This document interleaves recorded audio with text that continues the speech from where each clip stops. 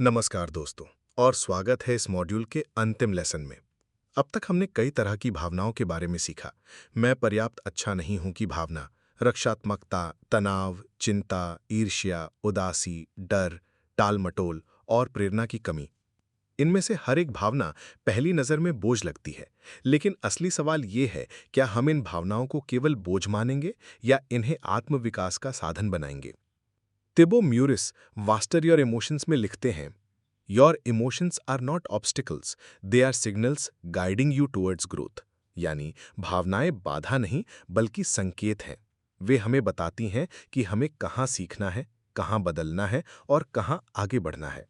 सोचिए, अगर आपको बार बार लगता है कि आप पर्याप्त अच्छे नहीं हैं, तो ये भावना आपको बताती है कि आपको आत्मदया और आत्मविश्वास सीखना है। अगर आप रक्षात्मक हो जाते हैं, तो ये आपको सिखाती है कि आपको आलोचना को सीख में बदलना है। अगर तनाव है, तो ये बताता है कि आपको अपने काम और जीवन में संतुलन लाना है। अगर चिंता है, तो ये दिखाती है कि आपको वर्तमान में जीना और कल्पना का सही इस्तेमाल करना सीखना है। अगर ईर्ष्या है, तो ये आपके छुपे हुए सपनों की ओर इशारा करती है। अगर उदासी है, तो ये बताती है कि आपको जुड़ाव और अर्थ की जरूरत है। अगर डर है, तो ये आपके विकास की दिशा दिखाता है। अगर आप टाल-मटोल करते हैं, तो ये बताता है कि आपको असहज भावनाओं का सामना करना सीखना है। और अगर प्रेरणा की कमी है, तो ये आपको याद दिलाती है कि कार्यवाही ही प्रेरणा का स्रोत है। यानी हर भावना अपने भीतर एक शिक्षक छुपाए बैठी है। अगर हम उन्हें सुने, तो वे हमें नीचे गिराने के बजाय ऊपर उठाती हैं। अब सवाल ये है, हम भावनाओं को विकास में बदलें कैसे? पहला कदम, जागरूकता। हर भावना को नोटिस कीजिए, उसे दबाइए मत, पहचानिए। दूसरा कदम, संदेश पहचानना। खुद से पूछिए, ये भावना मुझे क्या सिखाना चाहती है। तीसरा कदम, कार्यवाही। उस संदेश को सुनकर छोटा सा कदम उठाइए। चौथा कदम, निरंतरता। बार बार इस प्रक्रिया को दोहराइए। धीरे धीरे आपकी भावनाएं आपके शिक्षक बन जाएंगी। अब मैं आपको एक छोटा अभ्यास देता हूं।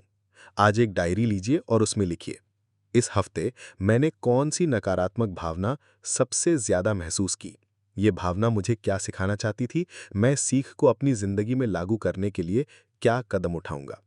इस अभ्यास से आपकी भावनाएं अब सिर्फ अनुभव नहीं रहेंगी, बल्कि आपके आत्मविकास की यात्रा का हिस्सा बन जाएंगी। तो दोस्तों, इस पूरे मॉड्यूल का सबसे बड़ा मैसेज यही है, भावनाएं हमें रोकने के लिए नहीं, बल्कि हमें बढ़ाने के लिए होती हैं। जब हम उन्हें सुनना, समझना और इस्तेमाल करना सीख लेते हैं, तो हमारी जिंदगी का हर अनुभव आत्मविकास की सीढ़ी बन जाता है। याद रखिए, आप अपनी भावनाओं के गुलाम नहीं हैं, आप उनके मालिक हैं। और जब आप भावनाओं को दुश्मन मानना छोड़कर उन्हें शिक्षक मानते हैं, तो यही भावनाएं आपको आपके सर्वोच्च स्वरूप तक पहुंचा देती हैं। अगले मॉड्यूल में हम बात करेंगे भावनात्मक महारती यानी इमोशनल मास्टरी की, जहां हम अब तक सीखी हर तकनीक को एक साथ जोड़कर देखेंगे कि कैसे हम स्थायी भावनात्मक स्वतंत्रता और आंतरिक शक्ति का निर्माण कर सकते हैं।